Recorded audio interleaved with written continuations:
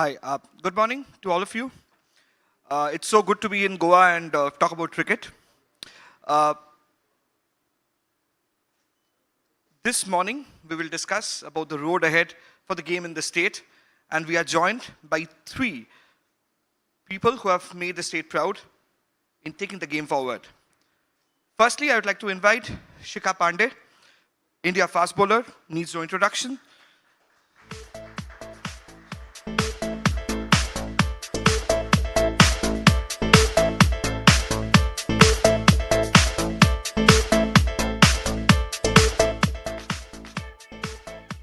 And in 2008, when this IPL was the first time it made a debut, not many thought that a youngster would actually go on to be, earn a praise from Shayan and be called a pocket dynamite.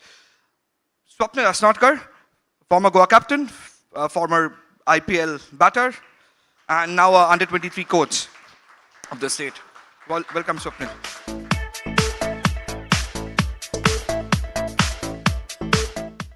And Vipul Phadke, the president of Goa Cricket Association.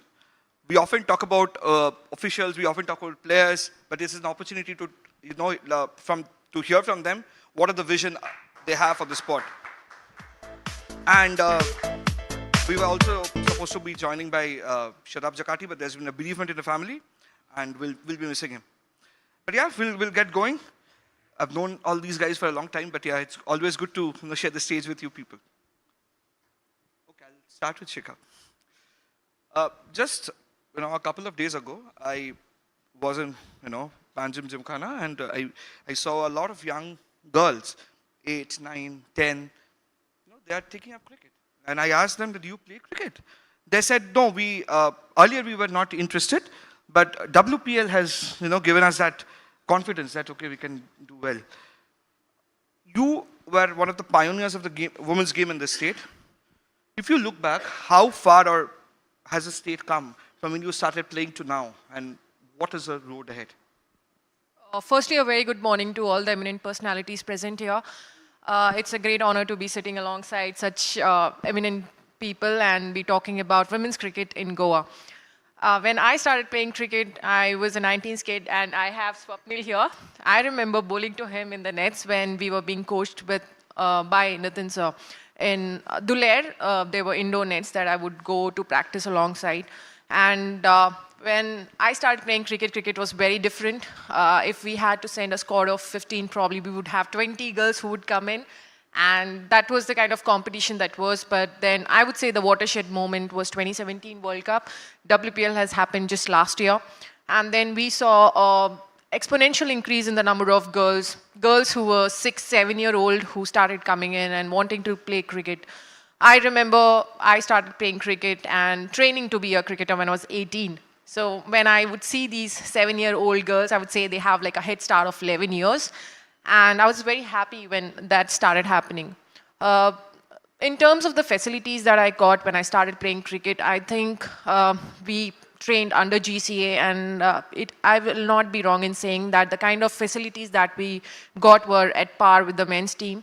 I just played 1 year of under-19 cricket, but now that we have under-15 tournament for girls, and then you have another tournament, under-23, which has been introduced by BCCI, is great in terms of the number of, what would happen initially was after under-19, not all the girls would make up the senior team. And there were times that the whole batch would be washed out. But because now you have an under-23 tournament, they are still involved, and which is really good. Lots has changed in terms of visibility, I would say. Initially, the domestic tournaments wouldn't be televised. Now we have the domestic tournaments. The teams that have made the quarterfinals and the leagues, knockouts, the matches will be televised. I would say the main difference when I look at cricket is when I started playing cricket, I had so many more friends who were really good, but they could not continue cricket because they would dream of playing for cricket, but they couldn't persuade their parents to do the same. But with WPL and so many other tournaments happening now, for a 5-year-old kid, they get to see a women cricketer playing on TV and they can dream bigger. And the parents that are that are sitting alongside them, they can support their dreams. So for me, that's the biggest change that has happened. I'll come back to you on this. I have a follow-up to that, but I'll ask Vipul first. Vipul, I mean, Goa has a very rich legacy of sport, like 44 decades on. I mean, the team has been playing Ranji Trophy and all first-class cricket and list A cricket. But somehow, it has had legends like, Vipul Phadke, Nitin Varnekar, so many. But then, what went wrong that it's been 45 years or 42 years, the trophy cabinet in Ranji Trophy is still empty? Like, what do you think is a factor?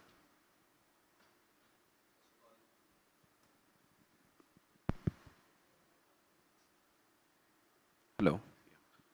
First of all, I would like to thank the Hindu group for giving us this opportunity.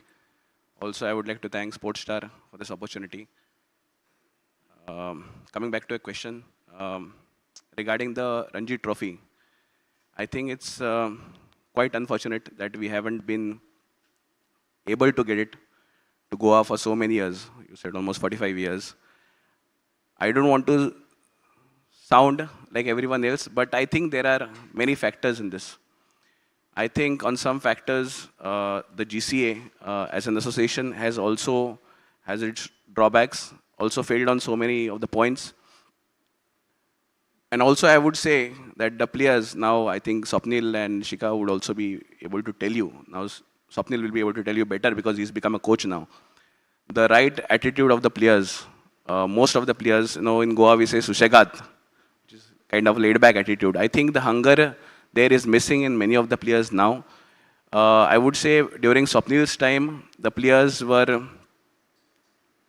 a little bit more dedicated than what they are right now, and right now the attitude is quite changing.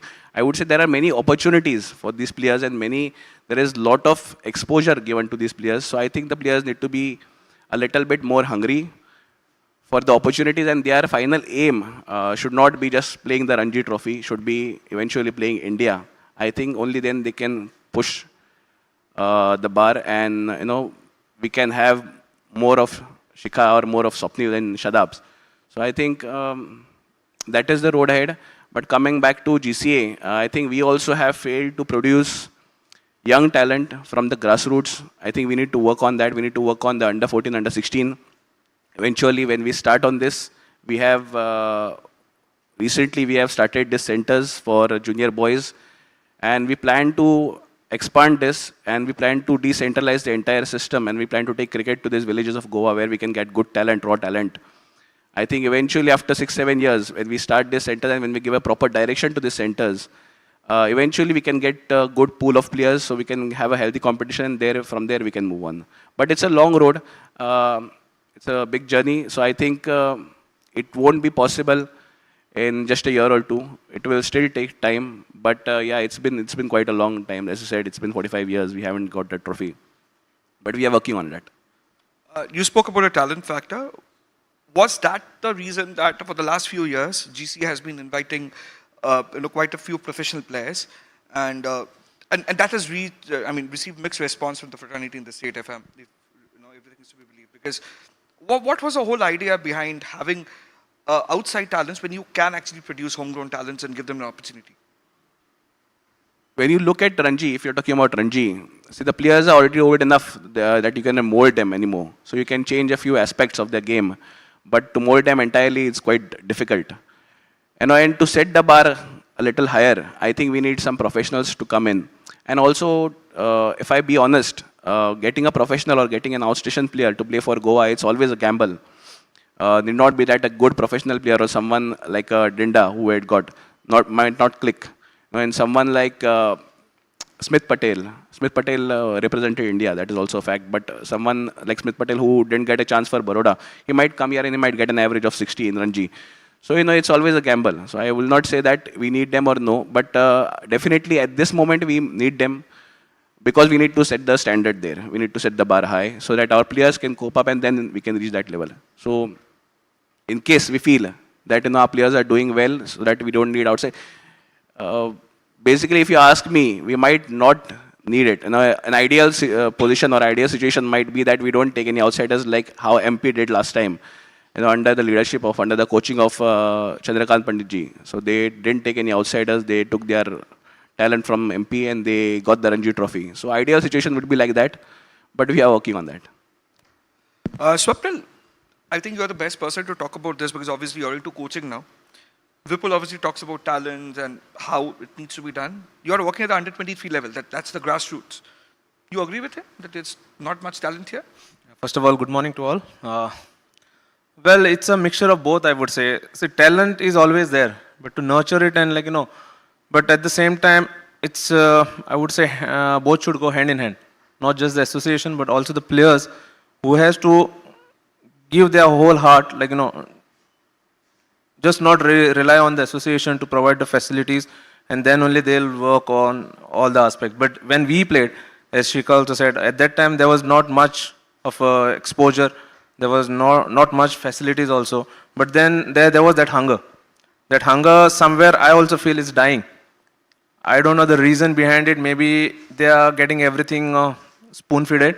That might be one of the reason why that hunger is dying.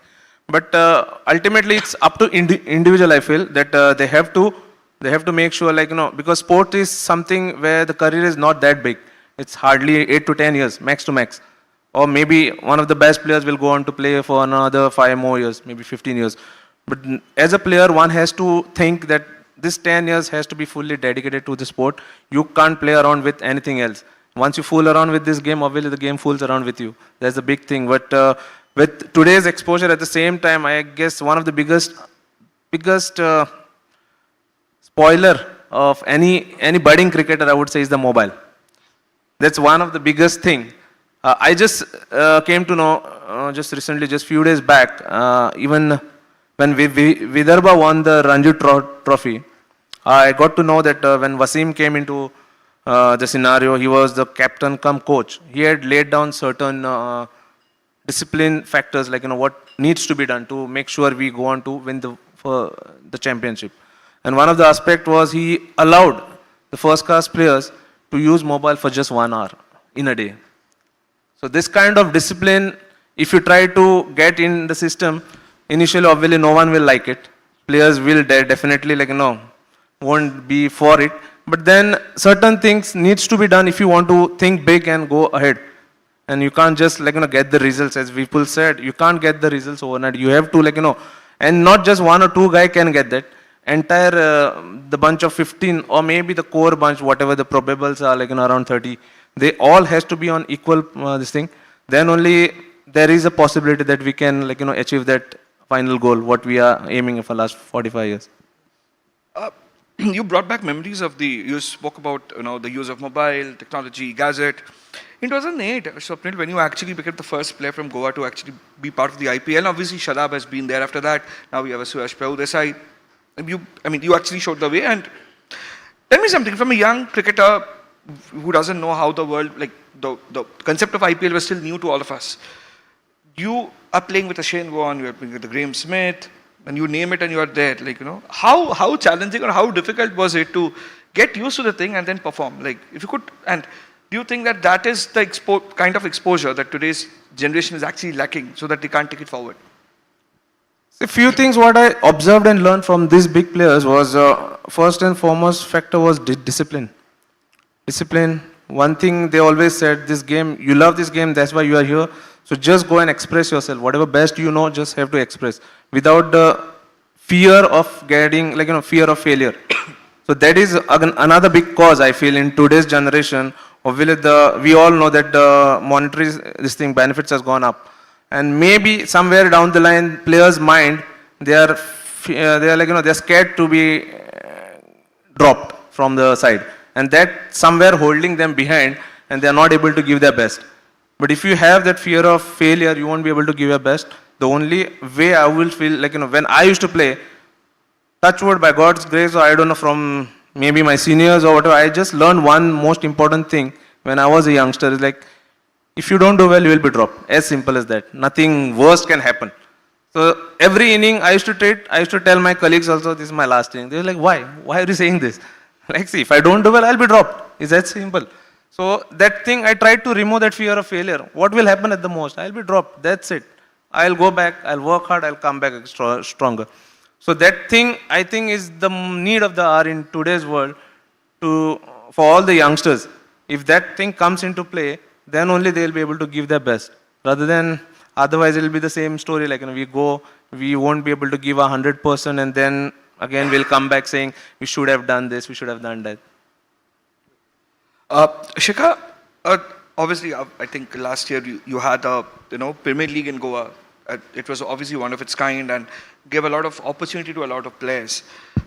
To help the women's cricket grow in the state, where obviously football is still one of the dominant sport, how much of an importance does such tournaments play where you can actually unearth a lot of talents? And also I'm curious to know, people who perform well there, how can they take it to the next step? Yes, I mean, the last year when we had Goa Women's Premier League, it was one of its kinds. Before that, I guess it was year 2016 that we played a tournament of that sort. Unfortunately, we don't have club cricket for women in Goa, so that was a welcome step last year. And there were few girls who really caught eye of the selectors, and they gradually were in under 19 and under 23 teams, which is really good for the development. Firstly, for women to go out there and the matches were live, and for them to be able to have that opportunity to play under lights was really good. And another thing, I mean, just to add to what Swapnil said, when you have a cricketer from Goa, for example, who is consistently in the national setup, it might just be an NCA camp or probably in under 23 or emerging India camp. You kind of gather a lot of information, you gather a lot of standards that are to be set, and you come back to your team and then you tell everyone else that this is what we're supposed to be doing and this is what I learned there. Probably that is something which is missing. With Suyesh being there in RCB, I'm sure he must be coming back and talking to a lot of cricketers. But then once you have someone playing in the international setup for India, for example, in the national setup, when you get back to your state side and you kind of pass on that information, it really sets the tone. And the other question that you asked was, I mean, we again will have Goa Women's Premier League this year on, and I'm just hoping that we can kind of take the opportunity again. And we also had guest players come in and play in that tournament, and subsequently we had 2 guest players playing for the state as well. So for the girls to be getting, still I would say women's cricket is not where men's cricket is in India and in Goa as well. But for them to get paid and getting monetary benefits is for a girl who comes from a poor background is huge. So if we can just continue on that and probably have few more summer camps. I guess the player I am today is because of the summer camps that we had under Nitin sir. Purnima Rao, she was an ex-India cricketer. She would take our summer camp. So the kind of learnings I had from summer camps was huge, and I'm sure that we have a lot of summer camps planned for under 15 and under 19 girls. So that also sets the tone for players to develop. And Shikha, obviously the stadium, I mean, the facility is a problem here. Like obviously, I'm sure GC is working on to get our own stadium. Otherwise, you have the Porvorim facility here. If a young cricketer wants to, pursue his or her dream, what are the challenges that he or she face currently in terms of facilities? Or do you think that, okay, it's all is well? I guess one thing that's, firstly, I mean, Goa is a state which is not that populated. So for us to get the talent in terms of numbers is also, I wouldn't say it's a problem, but yes, we are far behind on that sort. But then I would say there are a lot of qualified coaches, and we have SAG centers. Like, for example, I go to train under Nitin sir. He retired last year, but I used to go to train under him at Pedem Nets. I used to practice with boys. So we have a lot of SAG centers around here where you have the SAG cricket qualified coaches. But again, private academies is not a thing here in Goa, and it's slowly coming in. And I'm sure the competition will get started when you have more people, more boys, more girls coming in and playing cricket. If I go to a private academy and I'm paying for it, what happens is then I am responsible for the money that I'm paying, and it keeps me honest. With SGG, obviously you do pay a fee, which is very less, but then the responsibility that Swapnil was talking about doesn't come. So for me to be able to play for India, I need to understand that I first need to perform for my state and then get on to the zonal and then challenges, India A. Am I ready to take those challenges along the way? Am I game for it? So that's one thing that's, I would say it's not missing, but it's still work in progress here. And just to put things in perspective, obviously Swapnil, Shikha and Shadab and a lot of people, when they started playing cricket, they had a coach and Nitin Varnekar and somebody who is very strict. I just want to know from both of you, since, you know, what is the importance of having a strict coach like, a Nitin sir, like who would make sure that, you're not laid back? I mean, if you could share some experiences from both of you. Definitely, I would also owe all my success to him. I've been through a lot of coaches initially, but then yes, that was like the last stage where I was there for my entire career. And yes, as you said, there has to be some strictness in the coach.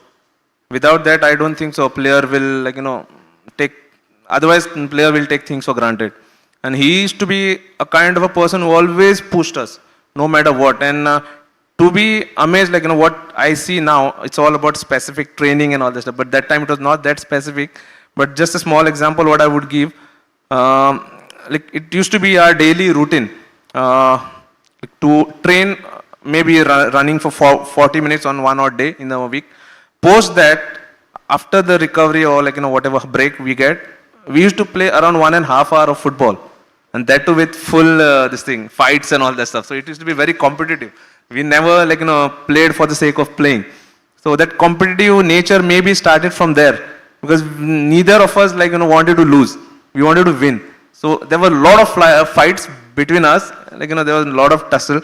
But I think that's something which came into us when we started growing, and that actually the attitude, we went on to take it into the state team also when we played. So having a coach like Nitin sir is always a positive thing. I know there are other coaches like Hemant Anglai sir is there, then Willy Sandeep sir, even Damaskar sir, they have also been into this sector for a long time. They have also produced a lot of good players. But then, yeah, having someone at one center who will make sure, he'll get the best out of you, no matter what. See, ultimately, it's up to the player, or where the coach can go to a certain limit, and post that it's players this thing, hunger and willingness to make it count, because you can understand once a coach is paying so much attention to you, that means you have something in you. And if you don't have it, obviously, at certain point of time, he'll also give up because you are not responding to him. So it's very important to have such a kind of person who will make sure he's behind you every now and then. But then one good quality what I saw in Nitin sir was when we were young, he pushed us. But at one point of time, he knew that I don't have to monitor these guys. Me, Saurabh, Shikha used to come in between. Then other players like boys, I'm saying. He never monitored us. He just told us do this. He knew we will do it. Because that culture, that habit had come into us that we won't cheat him. So he didn't have to monitor. He had to just keep an eye on the younger guys. So this kind of attitude is very, very much necessary. Not just now, even in future. If that happens, that kind of thing happens in a player, then he also takes that responsibility to make sure he just goes out and make sure whatever he has been told to him, he'll give his 100% in that. I have 2-3 incidents that I remember. They are quite funny. I mean, first one is when we used to practice Goa. I mean, we are not very fortunate with the weather. 4 months are actually written off. So we would practice a lot at Duler. We would finish off our practice and Swapnil would arrive at around 6 o'clock to practice, and there would be a lot of boys bowling. So from 3 to 6, I would finish my practice and I would be dead by then. But then when he would come in, sir would literally make me bowl to him. And even with a smaller setup, if I have to fox someone like him, I have to be fast. So that kind of, without even him telling me that he wants me to be fast, he kind of made sure that I was working. I was working to bowl to someone like Swapnil. And very honestly, at that time, he was playing IPL, so we were star-stuck. I mean, whenever Swapnil would come in, we would literally stand there and watch him bat for 40-odd minutes, and he was so meticulous with his practice. Another incident I remember is with Saurabh. He had just gotten into RCB team and we were practicing. And the next day he arrives wearing the RCB jersey for practice. And we see Nitin sir walking towards him. And after 15 minutes, he was back in his whites. So I mean, if you have someone like Nitin sir who made sure that all of us were disciplined, and if we were to be there for practice at 3 o'clock, we had to be there 15 minutes earlier, and he would literally know who are the people who he wants to stress on and who he thinks will go ahead, and he would make sure that he would give all his attention to us. So small little things like that. I mean, he would ask the boys, under 16 boys, to bowl to me. One over pitch ball goes for a cover drive, and the next ball will be a bouncer. So he wouldn't ask the boys to continue bowling juicy full tosses or juicy half volleys. He would ask me to get better at my reactions. So when you have coaches, I mean, I have been very blessed because growing up, I had such good mentors in my life, and Nitin sir, for example, was one of them. He set the bar for me, and he made sure that I continued striving ahead, and it was only because of all the work that he showed how to, probably because with Swapnil, he knew the path and he knew what I was meant to do. And I wouldn't be sitting here talking to all of you if it wasn't for the mentors that I've had. So Nitin sir is for sure one of them. I would like to add a few things on this. So he had set certain this thing, standard or maybe disciplines. Like, he used to have fitness sessions early morning. So we used to be there at 6 o'clock. By 6:15 we used to start. By 7 or 7:15 we used to end up. So he had said a simple thing: the one who doesn't turn up in the morning won't get to bat or bowl in the evening. So that was something which was really nice of sir, because such are the criteria where if you set such criteria for all the players, like especially the youngsters, then I think there will be some improvement in them. And one more thing, what he used to do, he used to always be improvise kind of thing. So since I had played Dulip Trophy and all, so whenever I used to bat, I used to make sure, since I had to face some good pace at that this thing level, and we didn't have that fast bowlers. Obviously, Saurabh was the only one who was bowling fast. He used to make sure, and he used to ask all the bowlers to bowl from 17 yards. So just to make sure that I get good amount of pace to face with the small distance. So these are the certain things, like a few things which sir always implemented, and that helped us a long way. Vipul, just taking cue from here, does the GCA plan to use a lot of these former cricketers? I mean, obviously some of them were part of the setup, but a lot of even India internationals are now they are Goa based. Has the GCA ever thought of somehow including them, or just conducting camps or something like that? Because you have those minds now available.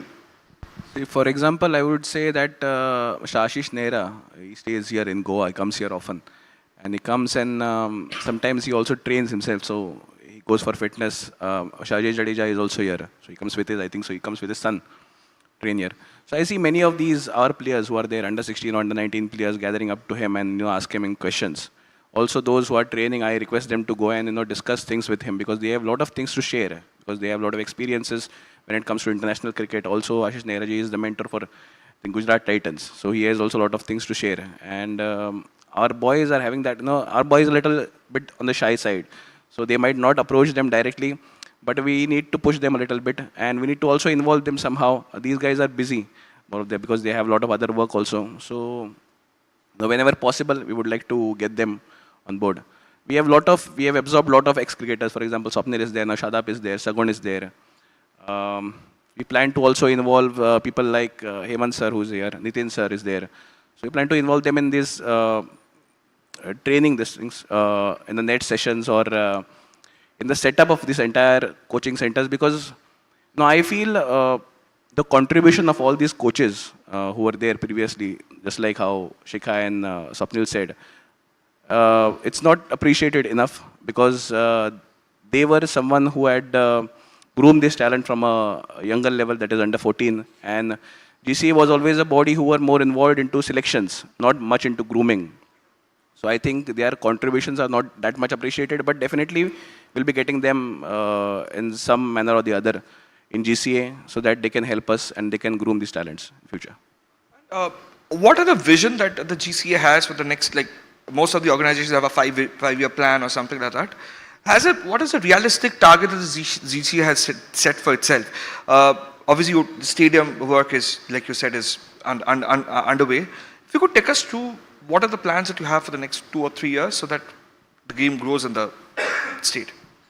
So I'll tell you a few things, few of the problems that we have and few of the things that we have planned to solve these things. First of all, Goa is a state where we have monsoons. Now it is almost throughout the year, but mainly it is for the 5 to 6 months. So we have a crunch period before the season starts, and we need to have maximum matches. These days we have started sending teams to places like Jaipur, we sent last year, Delhi, so that they can get practice matches, because in Goa it's always raining during that time. So we plan to have more grounds. We plan to expand the infrastructure that GC has. We plan to have more grounds, and then we can get, in that crunch period, we can get as many matches as possible. We also, as I said, we also need to nurture the young talent. So we need to have these centers all across Goa. So that is our main aim, but we'll get the results after 6-7 years. So we are focusing on that first. As far as the senior team is concerned, the only thing we can do is provide them good infrastructure, which I think so we have done so far. But also, we plan to send and have camps outside Goa during the off season in Goa, during the monsoon seasons in Goa, and we are, I think, doing a bit on it. So eventually, it's up to how they perform in the matches. I wouldn't say that they don't have talent, as you said that I want to say that they don't have talent or something like that. Goa has a lot of talent. It's only that these talented people need to go out there, express themselves, and execute whatever they need to do. So I think that matters, and that hunger which I was talking about, it comes into play. Yeah. And before we throw the floor open and take questions, my one last question to both Shikha and Swapnil. In 2008, when the IPL Razzmatazz happened, you came back, you received, I remember, you returned to a hero's welcome, everybody praising you.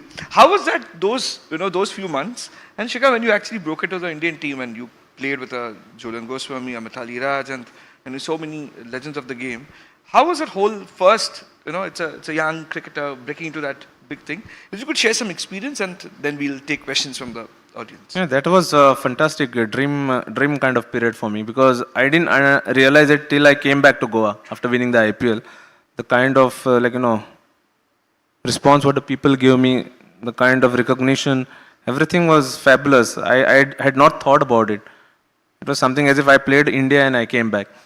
But then yes, along with that there was a lot of responsibilities also, because I knew now I am a household name, so I had to be careful in doing whatever I do in life. So I just can't walk on the road and do whatever I want to. But yes, it was a fantastic thing, because one small incident what I like to say, when I played IPL, and when initially people thought I am from Sri Lanka, to be honest. They thought someone from Sri Lanka has played this. When they came to know that I'm from Goa, few guys came to me and asked me, Goa has a cricket team? The first question they asked me, I said, yes, they have been playing for a long time, I said. So these are the few things which will happen. But yes, as I said, now at that time there was no exposure or anything.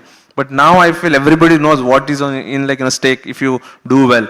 So the responsibility again, the onus is on the players. Association is doing, as Vipul sir has said, now at least the players are getting that exposure to go out and make the most of the time. Earlier, due to rains, there was no facilities and we were not sent out, so we had no other option just to practice on concrete whenever there is no rain and go out and play the main tournament. But now there is a lot of exposure. People, all the players should take it very seriously and make sure whatever opportunities they get, make the best use of it and give back to the association and the people of Goa. Pretty much the same. I mean, I started playing in the season 2007-8, and it was ordeal, which was there were a lot of challenges, because I had an engineering degree. I kind of had to take a leap of faith whether I wanted to continue playing cricket or should I go take a job in a multinational company. So I debuted for India in 2014, and I had already joined Air Force. So for women cricketers, I still think it's slightly difficult, because still till today, the only employment giving organization in India to women cricketers is Railways. So that's something, and I'm very sure that a lot of other state associations have started contracts for even domestic players, which I am sure is going to happen in all of the states, including India, so that there is a financial security for male cricketers do make good money, but for women cricketers who do not really get into a WPL team or do not play higher level cricket. For them to continue playing cricket is the financial security bit is very important. So that's one thing. And yeah, 2014 when I debuted for India, probably it was because of the hard work that was done not just by me, but the hard places my family had gone to, my coaches that had put in the work, and it was amazing. I actually I didn't really understand what it was until I got back home, like he said. So till the time you're playing cricket for India, you are thinking about winning World Cups. I mean, as women cricketer, I do dream of winning a World Cup for India, but at the end of the day, you play cricket just to be able to inspire one little girl or one little boy to pick up the game. And if we have done that on our journey, that's our cricketing journey is complete, I would say. So it's not just about winning medals and winning tournaments, winning World Cups, but it's also about inspiring the next generation.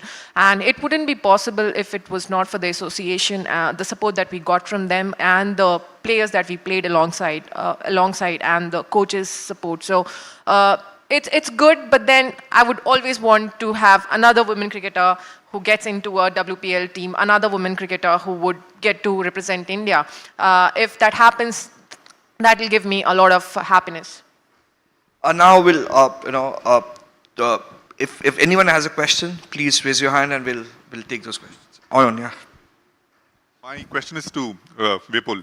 I think the last time Goa hosted an international match was in 2007. And we are seeing non-cricketing centers like Raipur hosting international matches and all of that. So when can the Goan public see an international cricket match again in Goa? You know, if we have proper blessings of the government, hopefully soon we are going to build a new stadium. So we have acquired a land already in Perdem, which is a good piece of land which is close to the airport also. Plus there is highway connectivity there. So hopefully soon, if everything goes smooth, so we will start building the stadium with the blessings of the government and with the BCCI. Anyone else has a question? Yeah. We have heard the panel and we have come to know various challenges or problems that Goan cricket have to face.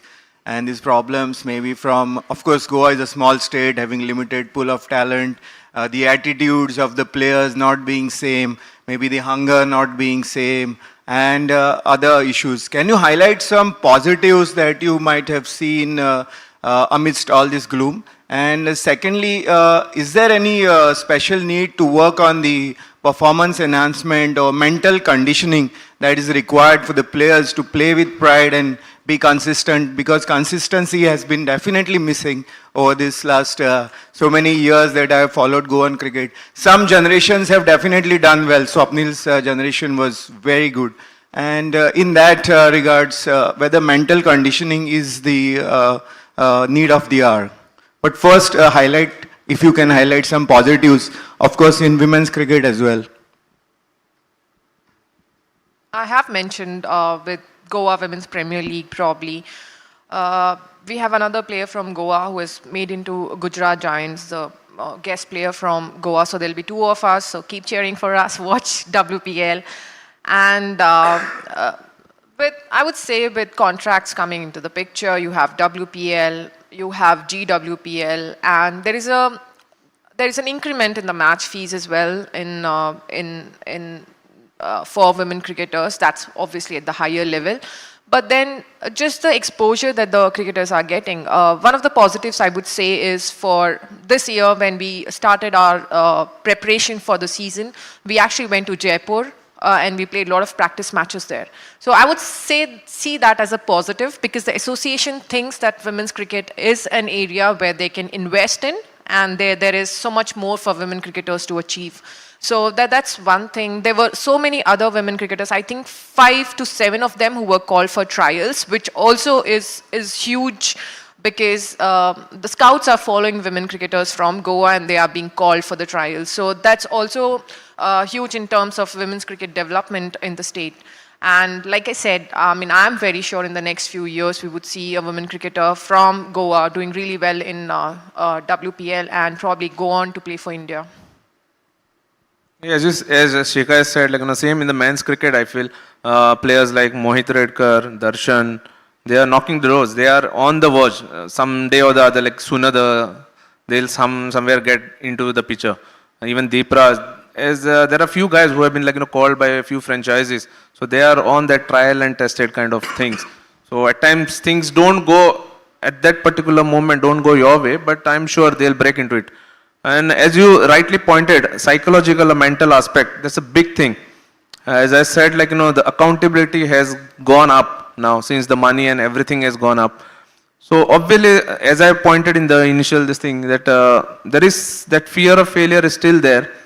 And until and unless the player realizes that it's just it's a part and parcel of your life to be get dropped or to be go down, only the tough ones come back again and fight. So these are the things where, as our president is also there, obviously that mental aspect, psychologist, I would I feel in the coming years there will be psychologists placed with all the teams, or maybe one psychologist for all the state teams in Goa. That will definitely help to raise the standard and remove that fear of failure. Anyone else has a question? Yeah, we'll go with him. Hello. Everybody is talking about Women's Premier League, or IPL, and we find that our team, this Goan team, they're doing well in the Vijay Hazare or Mushtaq Ali. Those are the limited overs. But in Ranji Trophy, so what preparations as an association, this is for our president, we do to nurture them to play the multi-day cricket. So do we have multi-day under 14, multi-day under 19, 16, or for that matter, multi-day Premier League, which used to have earlier? If I go back, Swapnil, in fact, is the product of those multi-day matches, 2-day matches, Saturday, Sunday, we used to play 9 matches for one club. And those matches produced a lot of cricketers like Swapnil, Shadab, Saurabh, etc. So what plans do you have? And that was stopped. I don't know for what reason. What plans do you have to have such tournaments coming back? Otherwise, how are we going to produce multi-day players? So I totally agree with that. Goa has been doing well in the shorter formats always. It has been our strength that we do well in the T20s and the one days, but might not be so good in the days matches. I think 2-3 years ago we have started again with the 3-day format of the Premier League. I think that is a plus point. Before that, in between, we used to have just a single day Premier League. So now we have started with the 3-day Premier League. Also, we plan to expand many other tournaments for these juniors. As I said, I'm stressing on these decentralized system of cricket again, and we are going to start this center, and we are going to have matches inter these, amongst these centers. So I think when you start there, when you start at the grassroots, I think then the result might come. We cannot have, due to constraints, we cannot have a lot of 3-day or 4-day matches in Goa, because we already have a lot of other matches in other formats. That is, we have the school under 14 matches, under 16 matches. Even amongst the females, we have under 14, under 16. This time we are also doing the higher secondary school matches, which we are going to start very soon. Apart from that, we have 107 clubs who play matches against each other. And due to the lack of grounds, number of grounds, also due to the constraint of the seasons, we can hardly have one tournament, which is a 3-day tournament, that is the Premier League. But if we have more number of grounds, then definitely we can work on that. And GCA is trying to get this infrastructure up day after day. I think so when we resolve that, or when we solve that issue of the day's matches, I think we can do better.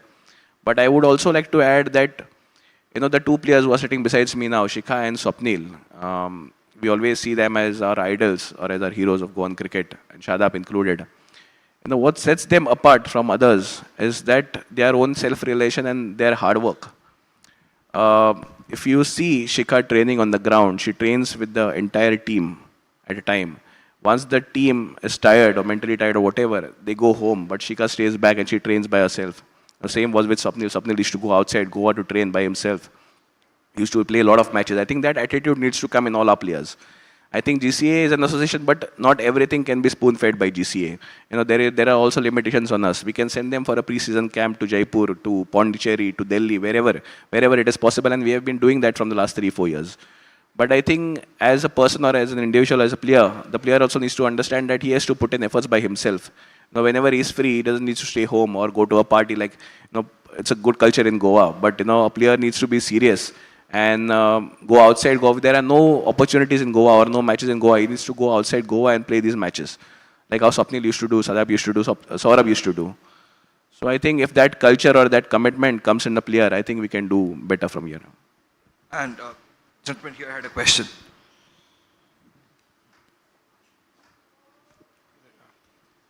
To the Mr. Nitin, right? See, can I be straight with the question? How much is the influence of the politics in selections of the team? Because I can see so many players are being hired from outside. I don't know, Sachin's son must be playing for Goa. Very surprising to see this. Now the question is whether we are lacking with the boys or there is something else which has to be replaced. Because that's the biggest question. Because I am telling you, I am a national player, not from the cricket, but I have played leagues, I have played Kangas, and I have played time shields. Okay? This is something which is, I am also promoting the game of boxing in Goa. And something which I can see huge money government has spent in the infrastructure of Goa. SAG set up with beautiful coaches, like you mentioned, Nitin, is SAG, right? The kind of efforts he's been taking to put up. But somewhere, I will be straight with you guys, कि जब selection आता है तो वो आदमी दिखता नहीं है. Don't answer the question otherwise, but I'm just saying, it's not an allegation done. No, you're right. I agree with some of your sentiments. And it was like a shocking when a boy has been dejected, he never ever touches the bat. वो आएगा ही नहीं कभी. क्यों आएगा खेलने के लिए? Am I right or wrong? I don't know. Corporates have been pouring money. We have corporates pouring money for anything that you want. Goa is fantastic place. Entire India is looking at Goa. You know, to sponsor, to organize. They love Goa. But sir, I'm sorry to ask this. No, yeah? it's fair enough. It's fair enough because this is sentiment of many people. No, I understand, yeah. So I'll just answer this because since you took up Arjun's or whatever, previously there was, many people were critical on us because of Mohammad Azharuddin's son also. So I would just like to mention and clear the things out. See, when it comes to these players are taken as professionals or outstation players. When we take outstation players, as I have said previously, it's always a gamble. We have taken a Denda who has already represented India, and we thought he's going to mentor our boys or guide our boys in some positive way. But mid-season, he left us. That's a sad truth that we have been facing. I think, as I've already spoken, that ideal situation will be that we don't take any outsiders. But at this moment, we definitely need someone who has got a lot of experiences, a lot of skills and talent, and a person who can mentor our boys. We've had Ajay Ratra in the past who has done beautifully for the Goan team. He was an outsider, he came to Goa, he had mentored our boys. So I think we need someone like that, and as an outsider, it's always a gamble, as I previously said also. So, even if you get a India player and he doesn't do well, obviously we'll get criticized. So, we need to find a balance within that. So I think that is it. But I can assure you that these 3 slots of an outstation players, for us, we don't need to fill them. We plan not to fill them in the future, as long as our homegrown talent, crosses that limit and goes to that extent to show that talent and execute that talent which they have on the field and get some runs, or get some wickets, whatever. And with that, it's curtains on this session. It was wonderful having all 3 of you. And we look forward to more conversations, and let's hope that game grows in this part of the world. Thank you so much. Thank you. Thank you. Well, we would request you to kindly stay back with us for another moment.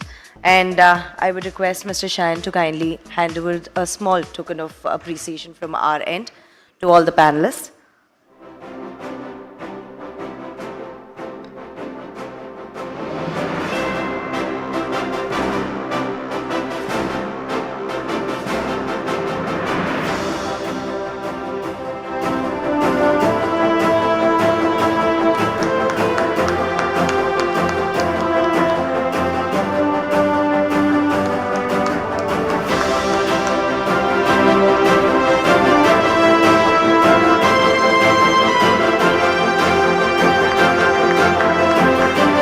Thank you all once again.